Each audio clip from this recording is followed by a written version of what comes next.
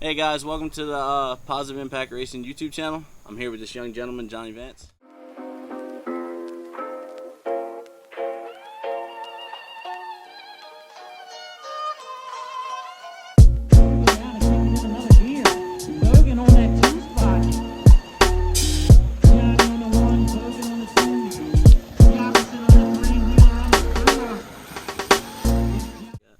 Yeah, so my name's Johnny Vance. I just turned 25. I'm currently racing elite men out of Baltimore, Maryland, and ride for the Supercross Factory team. And yeah, I started the sport when I was 16, fell in love with it ever since, and never stopped. So we're going on about my 9th year of racing so far. And 9 years.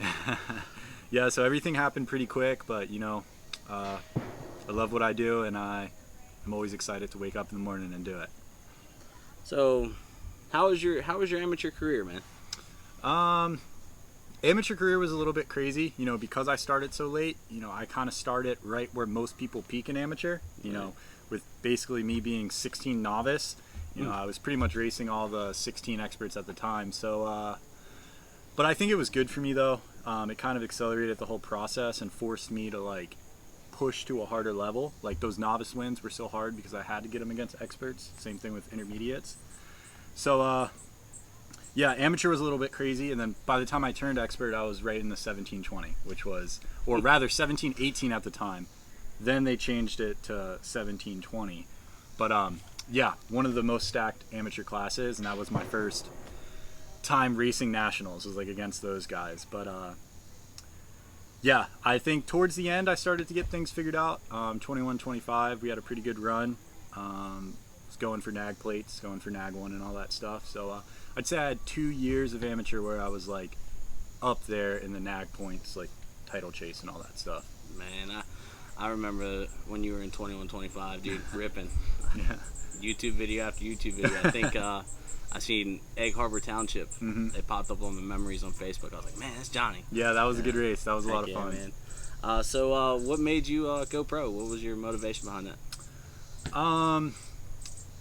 So pretty much it was my last year of amateur. I knew that I was getting older, and I just wanted to go for it. You know, I just wanted to try and see what I could do in pro. You know, I was no stranger to being the underdog in the class, especially every single other class that I raced up until then. You know, a lot of the guys were a lot faster than me, and this was just kind of that same situation repeated. So it's like, you know what, I want to go for it. However, at the time when I went pro, there was originally an A pro.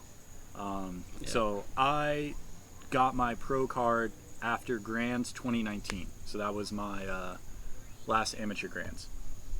Then obviously 2020, COVID hit, and USA BMX had switched it to a pro open format for the whole year. So there was still an A pro class, but there was also an elite class and vet pro, but we were all racing together. So whatever, racing elites for 1 year, but it wasn't really for points. Then at the end of that year, they decided that they're getting rid of the A pro class. So this would by default make me an elite.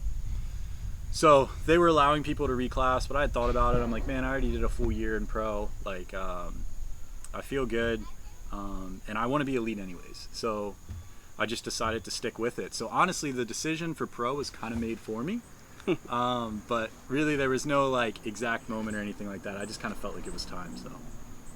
So coming up through the ranks nowadays with the amateur classes, what would you give as far as tips and tricks to an amateur that wants to get in that elite class? I'd say the biggest thing now, and this is something that I tell all my athletes that I do training with, always think big picture. I feel like a lot of times amateurs and amateur parents get so hyper focused on the exact moment. You know, they're super focused on the nag plate that they're chasing that year, that sometimes they'll hurt themselves in the long run because they're trying to reach this short-term goal. So a lot of times you'll see parents like kind of pushing their kids away from jumping and manualing and just only focusing on pumping. So this way they could win, let's say like a 10 expert nag plate. Now no disrespect to the 10 experts out there, but like you've got to take that time to learn how to jump and manual, and that will develop you into a pro. Otherwise you're kind of always going to be behind the 8 ball. So really big thing is just always think big picture, and what kind of things can you do now that'll help you in your pro career later. Definitely, I agree with that. The younger generation definitely needs to hone their skills before they go to the next level to begin with. So being in like the 10X all the way to 13, where they can actually switch back to clips, you know, that they need to get those skills. Yeah, absolutely. And just always focusing on like what's going to make you the better rider in the long term. You know, obviously we always want to win now, but you know, it's kind of like, what would you rather have, you know, that NAG plate right now or a national #1 pro title later on? So it's kind of right. Got to pick and choose and think big picture. Definitely agree. For the people out there that really don't know you on a personal level, can you describe a day in the life of Johnny Vance? So yeah, I wake up in the morning, you know, grab a cup of coffee, and then normally I look at my list for the day. And day by day, it changes. Depends on what kind of training I have. But a lot of times it's hopping on one of the websites that I work for, monitoring it, making sure that, you know, all the product images look good, everything on there's no fires to put out. Maybe working on some content or something like that. And then obviously my training. My training takes up about 2, 3, if it's a track day, almost 4 hours of my day. So training's probably the biggest portion, and then the rest of it's kind of sprinkled in with different things that I have to do for my work. So. Right, cool. Yeah. So speaking of training, so give a couple of tips what you do in the gym, you know, something like that. Mm-hmm. If it's not too secretive. I know the elite guys, they kind of keep their routine strict. So. Yeah, it's not, you know, a lot of people think that there's like this big secret in BMX training, but really it just comes down to hard work and consistency. You know, that's the biggest thing. If you look at my training plan versus, let's say, someone who's just now starting, we're most likely doing the same thing. So, you know, box sprints, and then even when I go to the gym, you know, I'm doing box jumps, I'm doing squats, deadlifts, you know, just super traditional stuff. I think the only thing is that when you go elite, it's a little bit more fine-tuned to certain areas because you have to become more like well-rounded. So you're more like focusing on the whole package. But as far as my advice, I mean, just do a lot of the stuff that you already know to do. Like make sure you're doing your box sprints. Make sure that when you go to the track and you're riding, you're actually trying to achieve something, not just going to the track and just messing around. You know what I mean? Like do your gates, work on your turns. Just try to have every single focus or have every single session focused on getting better at something. If you continue to do that, you will definitely see progress. Definitely agree with that. I know I've had you out helping some of my riders, you know, and definitely appreciate it. And the actual them applying the skills they learn with you, you can see it now. We're at Southern Maryland. The kids you helped are here. You know, it's always so awesome to see and just watch that development. Definitely, man. Speaking of us being at a race, how do you prepare yourself to go into races like this? We're at Southern Maryland. You got a Pro-Am, you know. You're one of the top dudes here in Maryland, and you're on the elite level, so everybody's aiming for you. Yeah. How do you feel about today's race, and how do you prepare for it? So, for one, I'm excited for today's race. And then whenever it comes to preparing for a race, you know, normally you kind of take the week before a little bit light. I had just gotten back from a national in Salt Lake, which has been my main focus. So like for a race like that, you know, I'd take the week pretty light and I wouldn't do too much. Just kind of some things to like get the body fire in. So I might do like a light sprint session, maybe just do a light gym session or something, just to keep myself in the routine. But I'm not trying to get any faster from Monday to Saturday.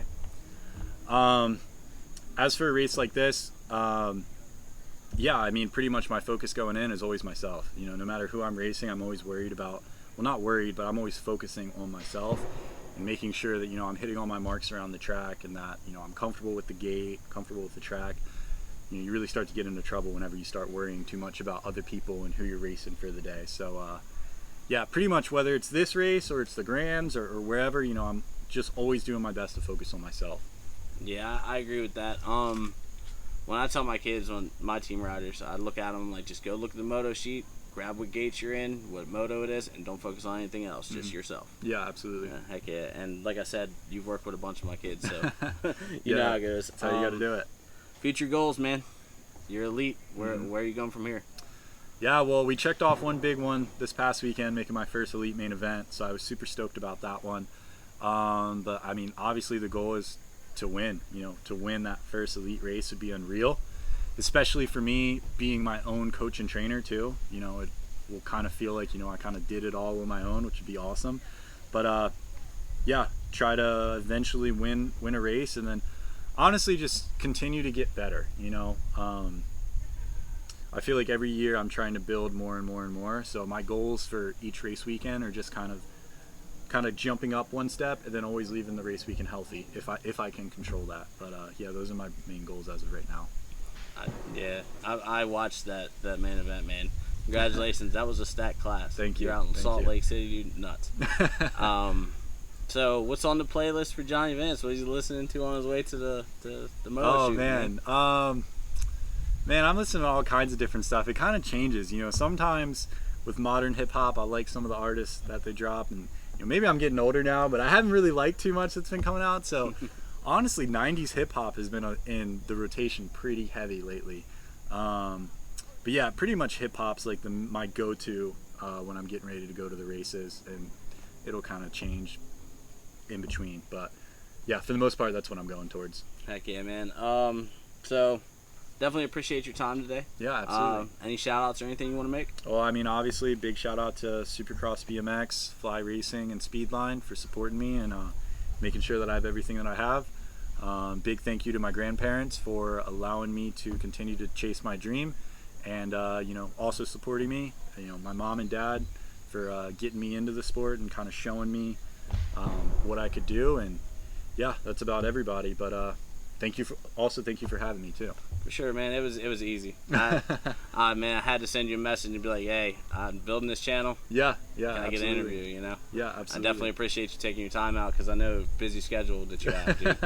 So definitely appreciate it. Yeah, thank you, man. Sure. Absolutely. We're out. Peace.